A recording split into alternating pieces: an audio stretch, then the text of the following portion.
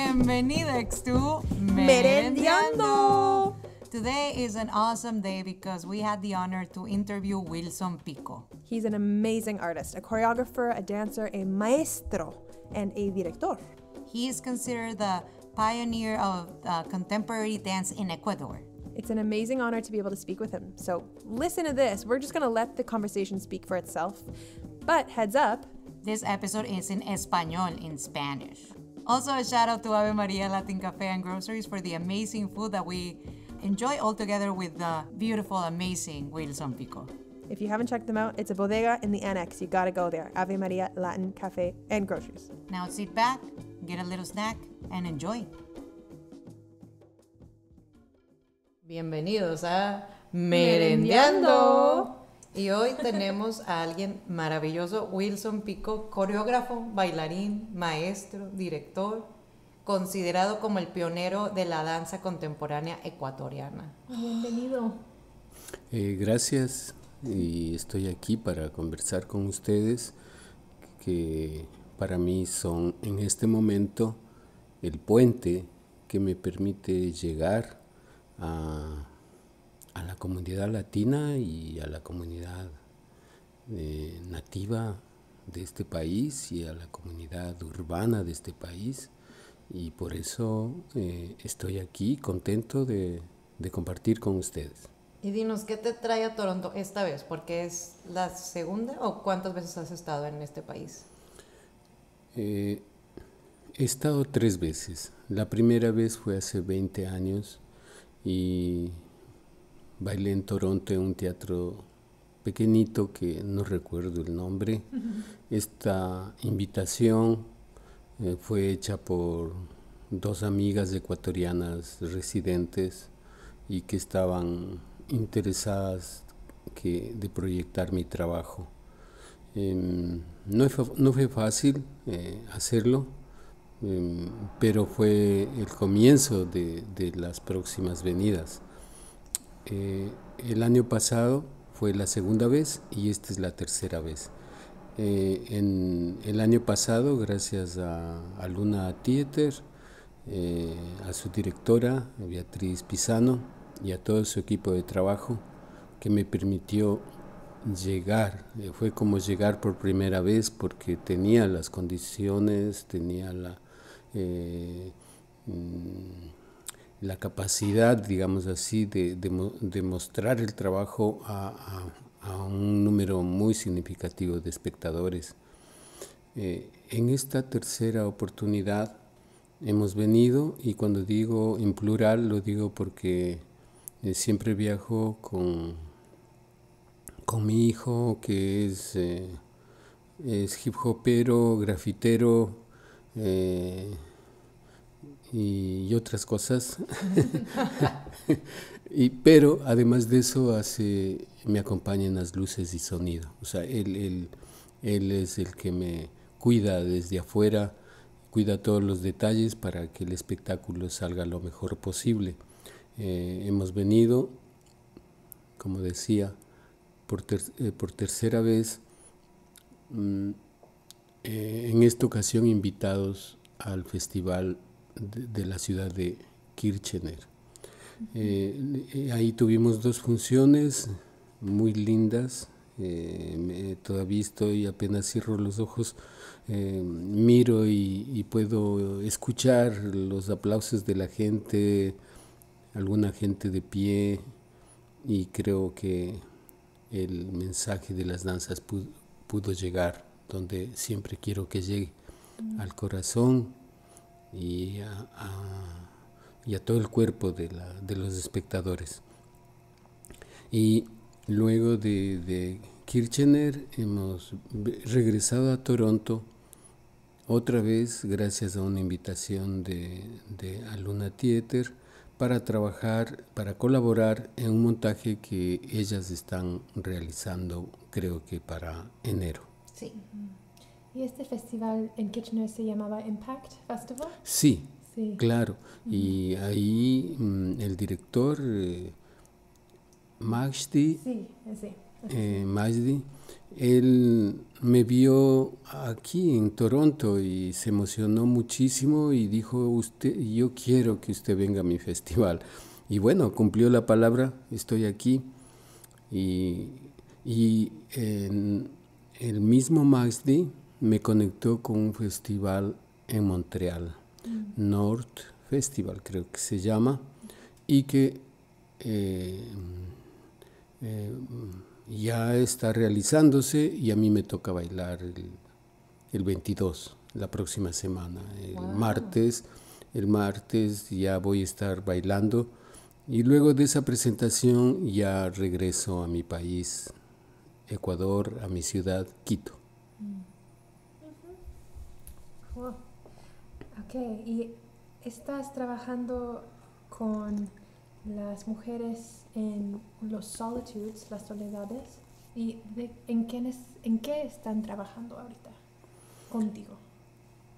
Estamos en el empeño de darle movimiento, gestualidad a los textos. Y es un trabajo donde hay que recurrir al cuerpo, podríamos llamar a un teatro del cuerpo, de tal manera que el texto, con toda la importancia que tiene y que siempre ha tenido, se compagina, forma un tejido con el cuerpo. Es una relación orgánica, no es ponerle movimiento al texto, no, es algo más rico, más profundo. Y eso se logra con diversas improvisaciones, y antes de las improvisaciones se logra despertando la memoria corporal de las actrices.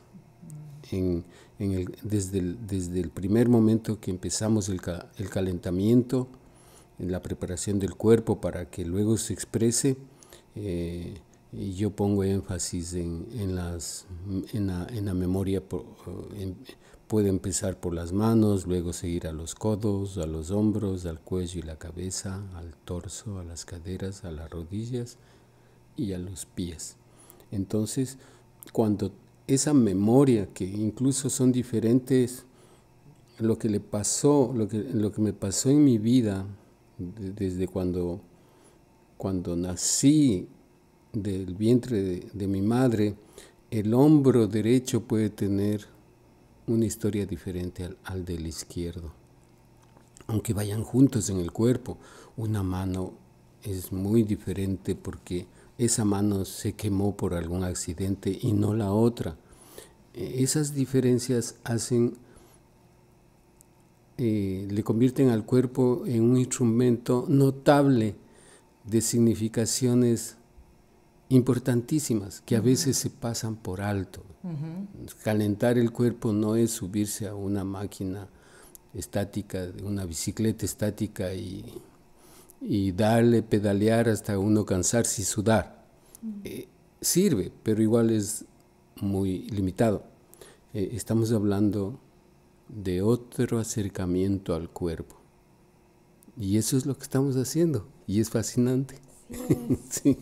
Sí. Lo que leímos sobre ti es que estudiaste en muchas partes, no te quedaste solo en un lugar, ¿verdad? Así es. ¿Y cómo influenció esto en tu práctica ahora?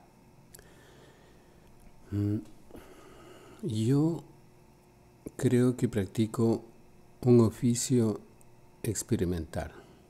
Siempre estoy buscando y experimentando nuevas cosas con mi cuerpo,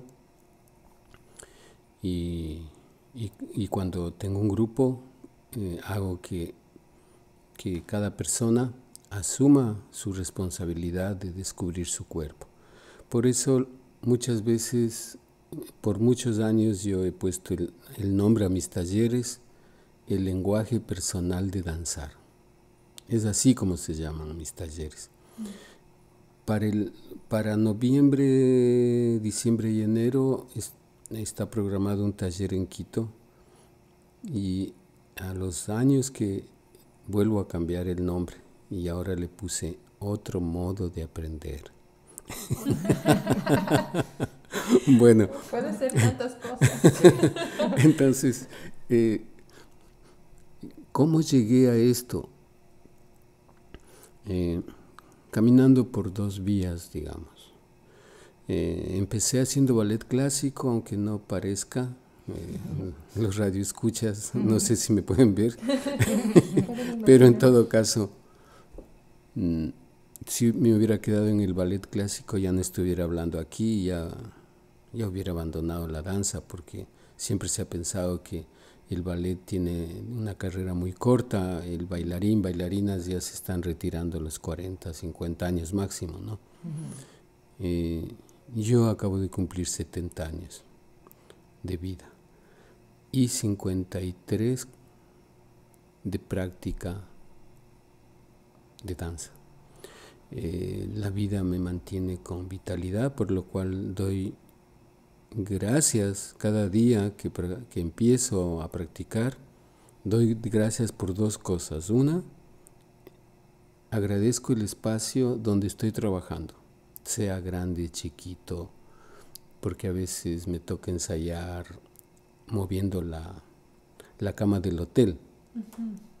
Ese espacio pequeñito se transforma y se vuelve un espacio de trabajo, y por eso agradezco.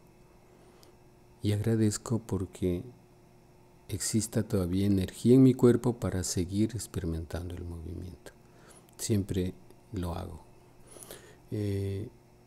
Esta actitud me ha permitido, decía, caminar por dos líneas. Una, algo que podríamos llamar una línea de autodidacta, se dice. Es porque desde que empecé a estudiar ballet, antes que venga la maestra, yo estaba practicando mis cosas que aprendí el día anterior, o luego que se iba, yo me quedaba también practicando y transformando lo que había aprendido. Y eso que al comienzo era como una curiosidad, vi que era fundamental, que iba a ser fundamental en mi vida, que eso me permitió hallar mi propia voz. Esa experiencia era lo más importante. Sin embargo, siempre tenemos que estar abiertos a aprender, y el aprendizaje se da de la manera más inesperada del mundo. Se aprende en los sitios menos pensados. De esa manera podemos entender cuando la gente dice la universidad de la vida es las calles, por ejemplo, ¿no? Y es verdad, para mí ha sido una verdad. Y agradezco mucho a las maestras, profesores, profesoras con las cuales aprendí en el trayecto hasta hoy día. Entonces empecé con mi maestra de ballet, luego tuve la suerte que llegó a Quito, enviado por la UNESCO, un alumno de Jerzy Grotowski, el gran maestro del teatro pobre de Polonia. Y esa enseñanza vino y me transformó, o sea, me sacó del ballet. Sin embargo, yo cambié del ballet a este entrenamiento sin olvidar lo que aprendí del ballet. Yo todavía practico posiciones de ballet porque me han servido y me siguen sirviendo, pero están transformadas en mi cuerpo. O sea, no se puede decir que llegué a bailar un fragmento de Cascanueces, digamos, aunque hay fotos que yo mismo me sorprendo cuando me veo de bailarín clásico. De ahí, de ese bailarín clásico, a interpretar a un pordiosero de Latinoamérica, a interpretar a un soldado raso de Latinoamérica, a interpretar a una beata de Latinoamérica, a interpretar a una mujer popular de Latinoamérica, a interpretar a uno de los dictadores de los años 70 de Latinoamérica. Entonces mi cuerpo se ha ido transformando de acuerdo a los personajes que he ido interpretando. Entonces, vuelvo a repetir, o sea, agradezco a la profesora de ballet, agradezco a Pascal Monod, un francés, alumno de Grotowski, agradezco al mismo Grotowski, que no tuve la suerte de conocerle personalmente, pero de su libro yo me inspiré tanto. Agradezco a Augusto Boal, el creador del Teatro del Oprimido de Brasil, él ya murió. Agradezco a los profesores de la escuela de Martha Graham en Nueva York, donde fui a aprender, a la compañía de Luis Falco, alumno de José Limón, ese gran bailarín y coreógrafo mexicano que se quedó en Estados Unidos y que hizo y propuso toda una estética y una técnica. Entonces, y fundamentalmente agradezco a las comunidades ecuatorianas negras, mestizas e indígenas, de las cuales he aprendido al ir a sus comunidades pidiendo permiso. Entonces, una cantidad de elementos, de movimiento, de técnicas de danza y de teatro que me han permitido, digamos, conectar con mis propias búsquedas. O sea, no es que solito de la nada, no, es una conexión con mis tradiciones, es entender quién soy, qué soy, y agradecer a los abuelos, a las abuelas latinoamericanas, agradecer a los indígenas que acabaron de exponer su cuerpo, su vida en esa gran marcha que hizo cambiar un mandato del Fondo Monetario Internacional. O sea, esas significaciones son experiencias, son lecciones que aparentemente no tendrían nada que ver, sí tienen que ver, transforman mi movimiento, mi gestualidad, transforman la urgencia de denunciar, de gritarle al mundo, de contarle al mundo todo lo que significó para nosotros esa marcha. Sí, y con todos los diferentes maestros y maestras que acabas de decir, como que son artistas profesionales o gente que tiene conocimiento, que has tenido a lo largo de tu carrera, ¿has llegado a identificar qué es lo que hace un instructor excelente o también como un estudiante excelente? Esa relación es muy interesante. Mi pregunta es si has llegado a identificar alguna cosa que hace un instructor que te llama mucho y que te llama en una estudiante también.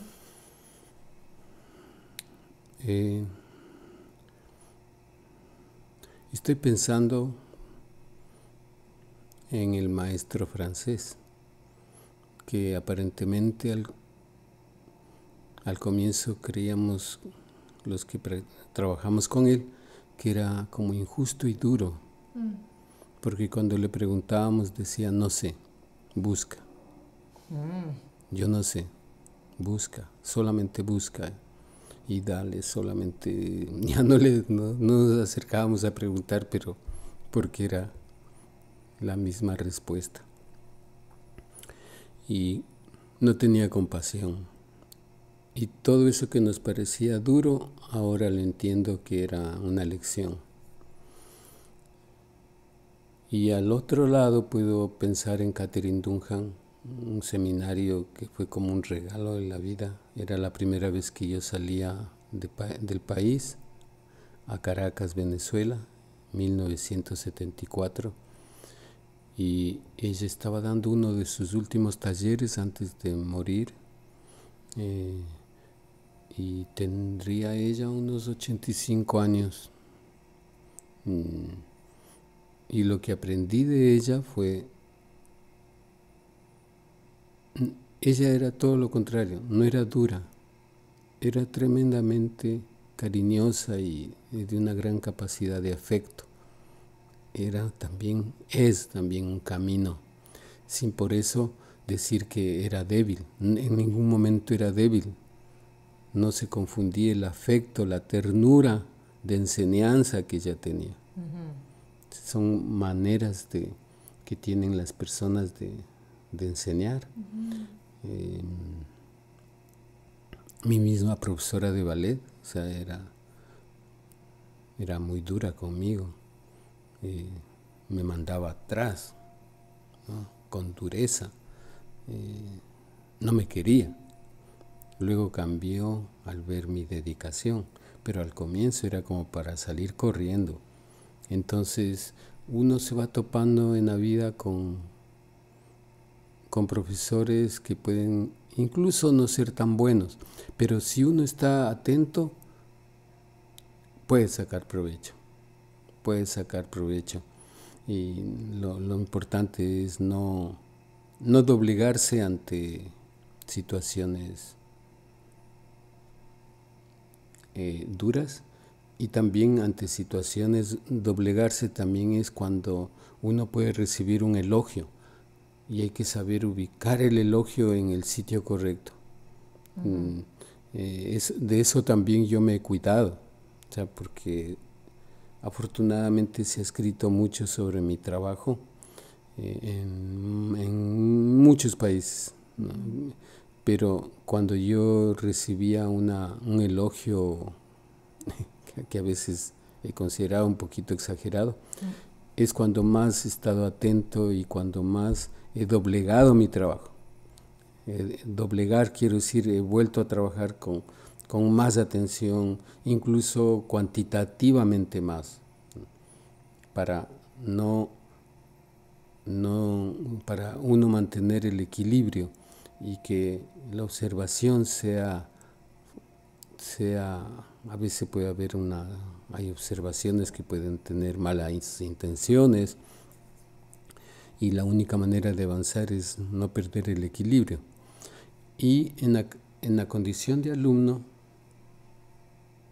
pues aunque resulte trillado, o sea, uno siempre está aprendiendo, siempre se dice, la voz popular incluso dice, uno siempre está aprendiendo, es verdad, aunque hay que saber aprender. Sí. Hay que estar atento para aprender bien y no de una manera mecánica. Algo que me llamó la atención de lo que dijiste en una de tus respuestas pasadas era de cómo todo lo que pasa a tu alrededor modifica los personajes que pones en tu cuerpo.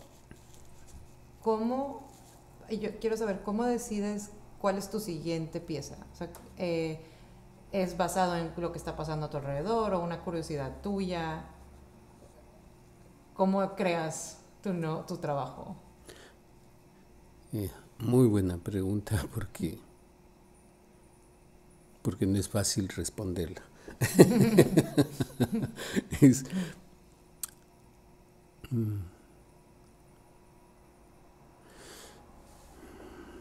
Puedo tratar de explicar que hubo momentos en mi vida que me sorprendía uno de los maestros que tuve. Miren cómo me voy acordando de toda la gente que he aprendido. Ya murió, era de Chile, estuvo de paso por Quito, pero hablamos sobre la danza, sobre la vida muchísimo, caminando de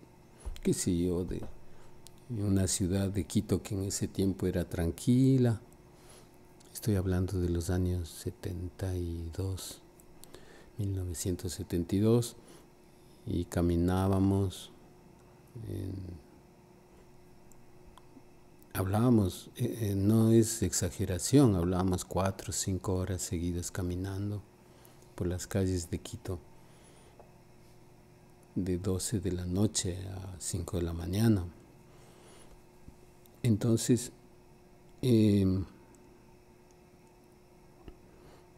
yo me sorprendía como los temas que tenía. Cuando yo le preguntaba, ¿y cómo bailas los temas? O sea, ¿qué haces? O sea, ¿cómo eliges los temas para bailar? Y él me daba sus contestaciones y yo me quedaba asombrado. Yo no podía tener eso que él tenía. desde adentro le envidiaba la capacidad de los temas que en él surgían. Y yo decía, ¿yo por qué no puedo? Cerraba los ojos, apretaba los puños, ¿no? Y decía, ¿cómo es esto? ¿Por qué no me viene una idea buena a mí? O sea, era un tiempo que muy duro, doloroso casi. Cuando me relajé, empecé a ver. Y ha llegado momentos en que he tenido que como volver a cerrar los ojos, pero ya sin apretar de una manera tensa. Es como decir, pausa, por favor, ¿no?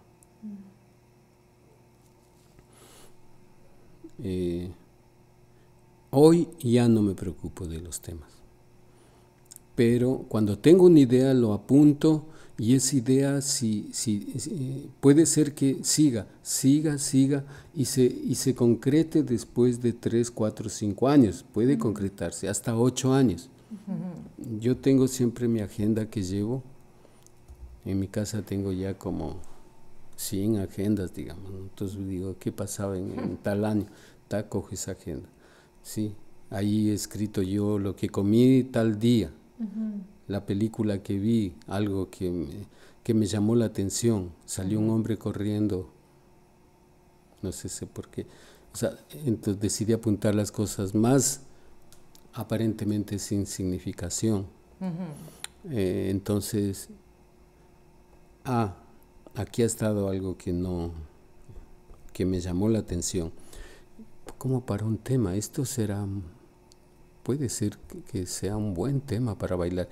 Y cuando hablo de tema, hay que aclarar, hay temas, soy un bailarín solista, pero me encanta bailar en grupo y siempre que puedo lo hago.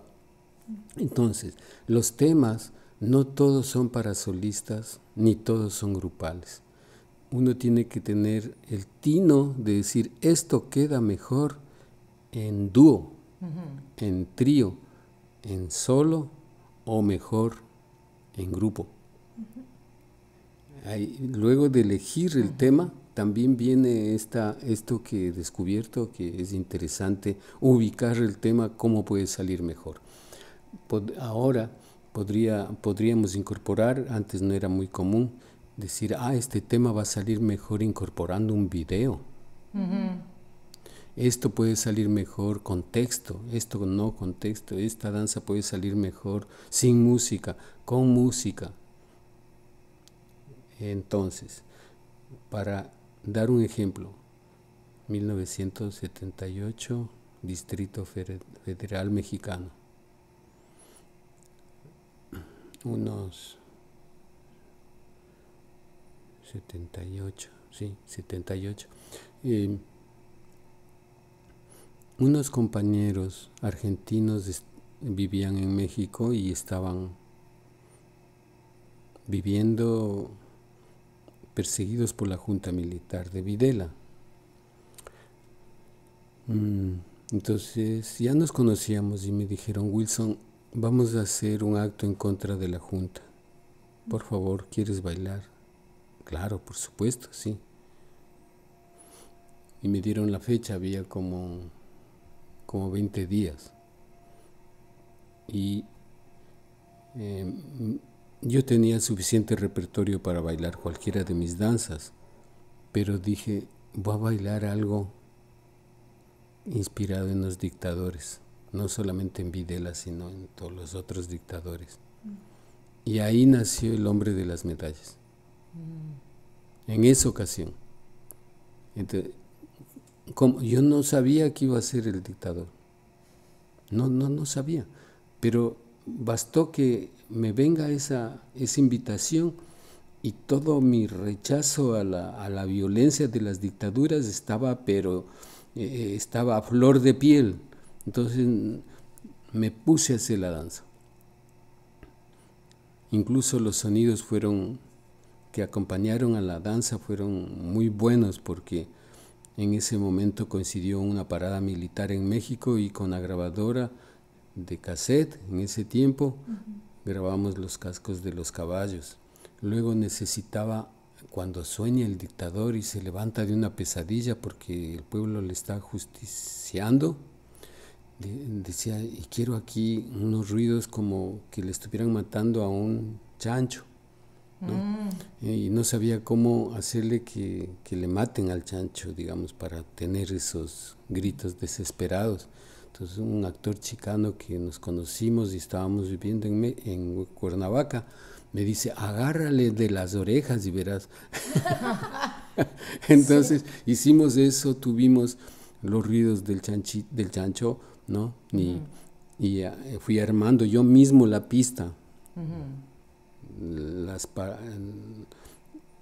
Y fue una danza que parecía que iba a bailar como 2 o 3 veces. Duró 10 años bailando y se convirtió en una danza emblemática, el hombre de las medallas, ¿no? O sea, entonces el tema puede ser que sea que lo tenga apuntado hace varios meses, años, y que esté esperando, o que puede surgir, ¿no? Y con esto voy a terminar de dar el ejemplo de los temas.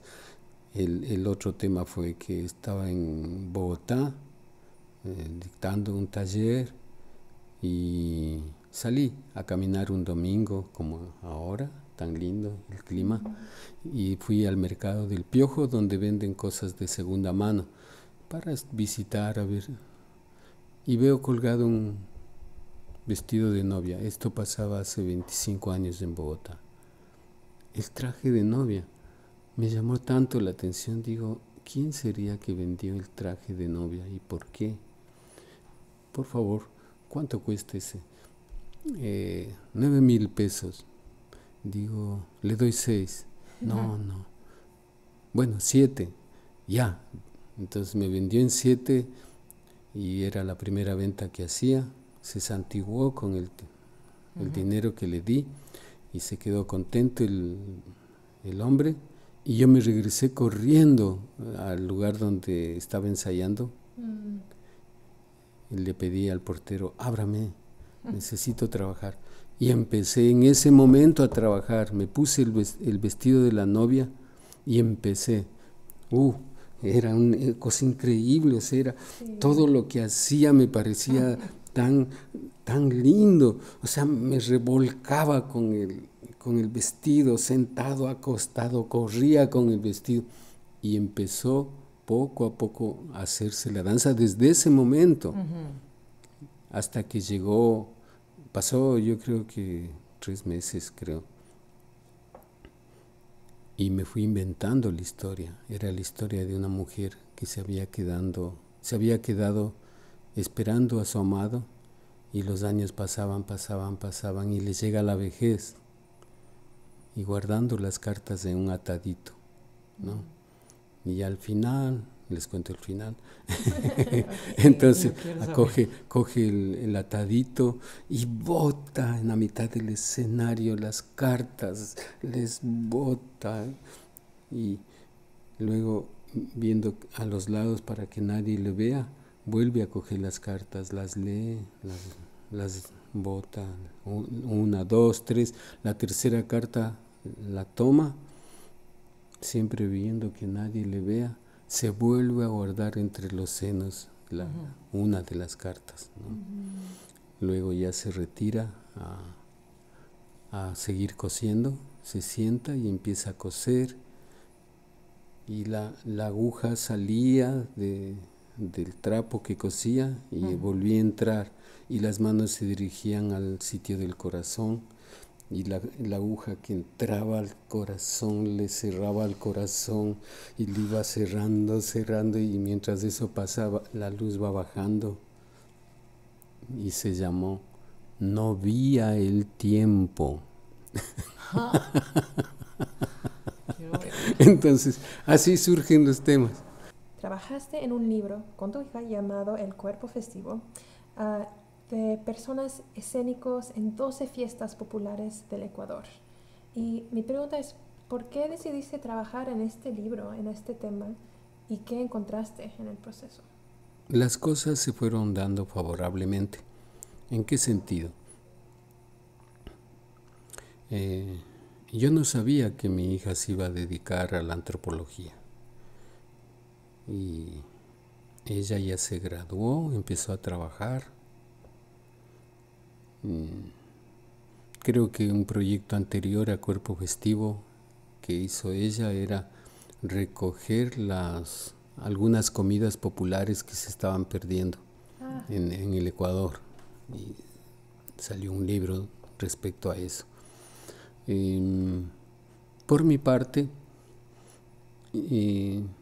hace años atrás, yo siempre era un proyecto que lo venía postergando. ¿Cuál? Ir a las comunidades, aprender de ellas. O sea, porque a veces salen a las ciudades principales del país grupos folclóricos, no grupos auténticos, sino hay una buena intención en eso, pero lamentablemente estos grupos se vuelven demasiado turísticos. Algunos no tienen vergüenza de cambiar los pasos para volverlos más acrobáticos, más llamativos, digamos, porque a veces se cree que lo que hacen los indígenas es muy monótono, por ejemplo, entonces no entienden que la concepción del tiempo es diferente. Entonces, para poder aprender bien, hay que ir a la fuente. Entonces, yo dije algún rato lo que quiero hacer es eso, poder llegar a las comunidades. Y un amigo que estaba cerca del ministro de Educación de ese tiempo, me dijo: Wilson, yo te quiero ayudar, ¿qué quisieras proponerle al ministro? Unos viajes a las comunidades. Ya, entonces elabora la propuesta. Hablé con mi hija y juntos elaboramos el proyecto. ¿Y por qué 12? Porque hubiéramos querido hacerlo más. O sea, este proyecto se quedó como inconcluso. Eso fue lo que nos alcanzó en el presupuesto, por eso fueron 12. Inicialmente iban a ser 8, tal vez. Nosotros lo hicimos, estiramos el dinero para que alcance. Y claro, había una gran cantidad de fiestas y ceremonias que elegir.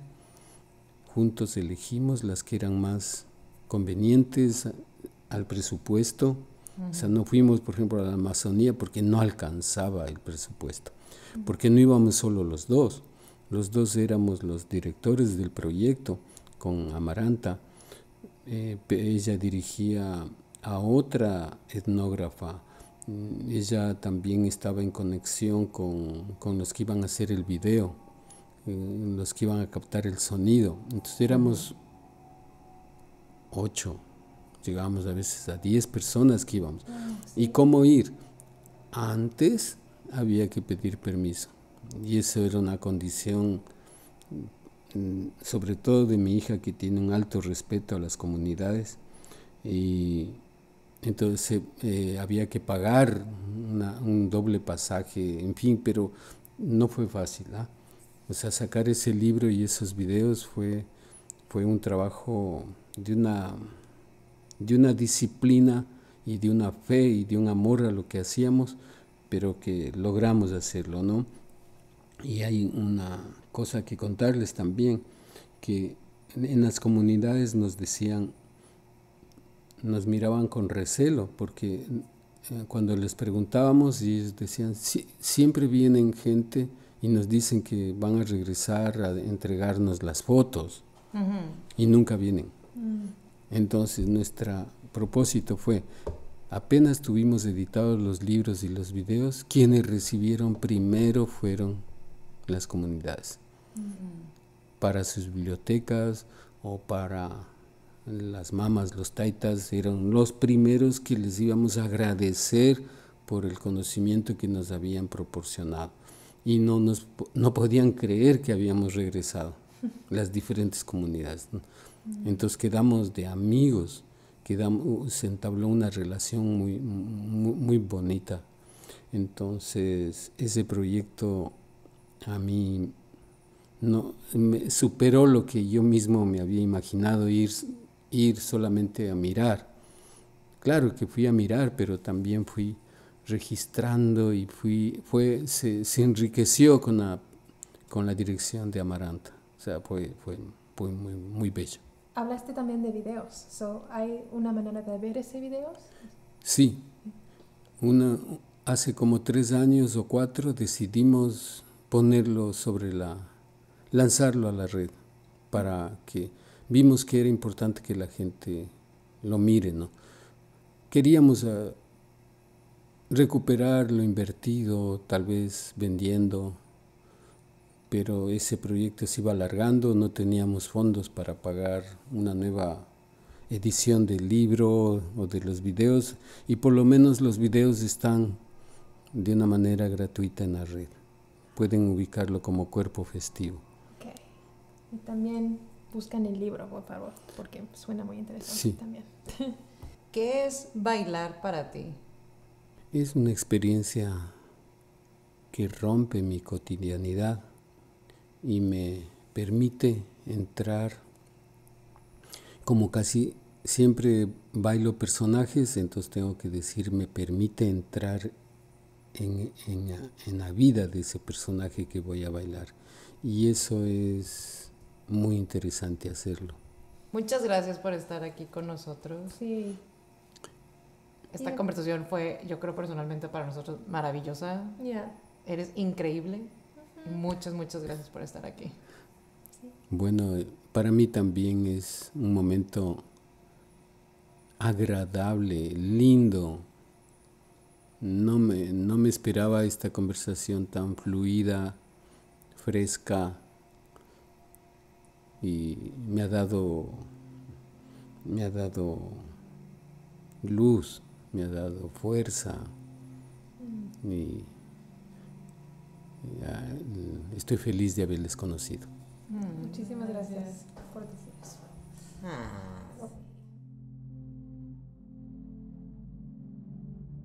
Radio Luna Teatro is produced by Aluna Theatre, with support from the Metcalf Foundation, the Laidlaw Foundation, the City of Toronto, the Canada's Council for the Arts, the Ontario Arts Council, and the Toronto Arts Council. Aluna Theatre is Beatriz Pisano and Trevor Schwellness, with Sue Ballant and Gia Naumanns. Radio Aluna Theatre is produced by Camila Diaz Varela and Monica Garrido. For more about Aluna Theatre, visit us at alunatheatre.ca. Follow at Aluna Theatre on Twitter or Instagram, or like us on Facebook. Follow and subscribe to this podcast on iTunes, Google Play, and wherever you get your podcasts.